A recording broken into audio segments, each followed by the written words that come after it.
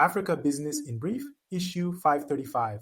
Hi viewers, here comes an update by INS Africa, Africa's largest law firm. Africa Business in Brief, issue 535. New disciplines on good regulatory practice for services trade have entered into force, with the aim of lowering trade costs by over USD 125 billion worldwide. The disciplines seek to mitigate trade restrictive effects of measures relating to licensing requirements, qualification requirements, and technical standards. Uganda has been officially delisted from the Financial Action Task Force's FATF Grey List, a catalogue of jurisdictions under scrutiny for inadequate measures against money laundering and terrorist financing.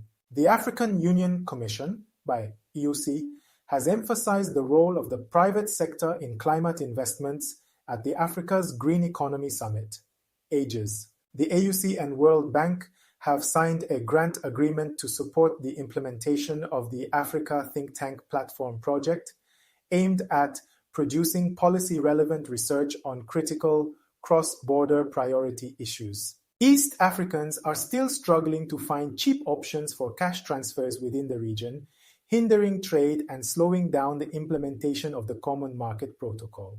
COMESA and the World Bank have launched a USD 50 million project to promote energy access in Eastern and Southern Africa. SADC has shared its economic priorities with the EU in the context of the African Continental Free Trade Area, AfCFTA. Ghana aims to complete external debt restructuring as soon as possible to emerge from its worst economic crisis in a generation. ECOWAS has lifted sanctions on Guinea following its military coup in September 2021. The UAE and Kenya have concluded a comprehensive economic partnership agreement, CEPA, to expand bilateral trade across sectors. Malawi's medium-term growth outlook is improving due to bold reforms undertaken by the government, although downside risks persist.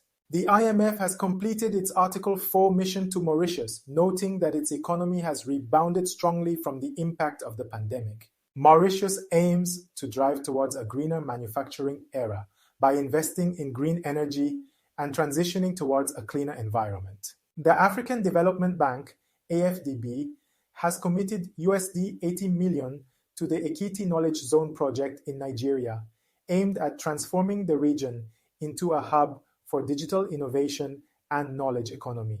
Tanzania's horticulture industry is set to enter a lucrative new market in Europe, with potential buyers showing interest in Tanzanian produce. Uganda Revenue Authority, URA, has increased daily import tax collections through recent innovations, such as non-intrusive inspection scanners and electronic cargo tracking services. China and India have signed a debt revamp deal with Zambia. The last two nations needed to restructure its debt. The World Bank has provided a grant to improve transport and trade connectivity between Zambia and Tanzania along the Dar es Salaam corridor. That's all for now. Thanks for listening. Subscribe or follow us for more.